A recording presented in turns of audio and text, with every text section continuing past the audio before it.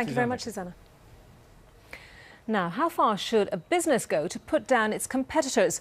Facebook has admitted that it hired a PR firm to plant anti-Google stories related to user privacy, although it denied it had authorised a smear campaign.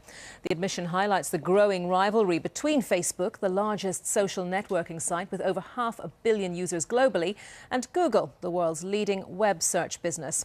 Well, to explore some of those issues, I'm joined by Richard Hillgrove, founder and owner of Hillgrove PR. He joins us from our Bristol studio. Very good evening to you. Good evening. Is it standard practice in PR to point out weaknesses, shall we say, or spread negative stories about an opponent, a competitor? I think the fundamental issue here is to work out, are they spreading stories in inverted commas, or are they actually telling truths? And in this situation, they're completely telling truths. Everything's in the public domain, and the PR people, I don't know really why they've been apologising, but I mean, it's a competitive marketplace. The online arena is heating up, and social media is heating up as well. And Google is moving into the space of Facebook. Google being a search engine, now it's moving closer towards the sort of social media environment. Facebook, the big player, is going to retaliate. It's not going to take it lying down. And negative PR, if you call it that, has always been part of PR, clearly, pointing out the weaknesses of your competitors. I mean, it happens in political PR. I mean, if you're running for an election, you are going to point out all the failings of the people running against you. So you find it pretty baffling that the PR firm is apologising for its actions, for the way it played this? I think they've stepped into the spotlight by accident, obviously. This is a practice that happens all the time, and it's done off radar.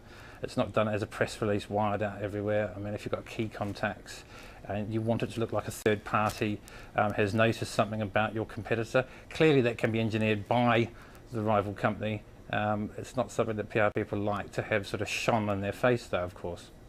It was pretty ill-advised, shall we say, of Facebook to try to keep this all very secretive in the first instance, wasn't it? Because, let's face it, if something's going to leak out, it's likely to leak out on the internet, perhaps, first and foremost.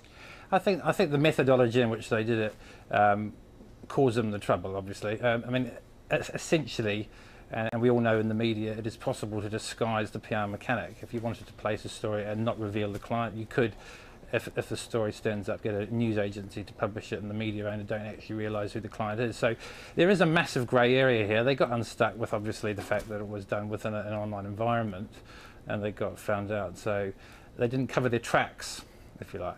OK, thanks for your thoughts on that, Richard Hillgrove. Thank you. 22-9. Let's catch up with some sport. Francis has got the details.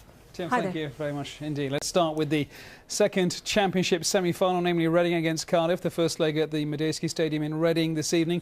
Second half about to get underway. There has been no score so far, and a blow for Cardiff as well, because striker Craig Bellamy has gone off, apparently with a hamstring injury. Now, so Alex Ferguson's been charged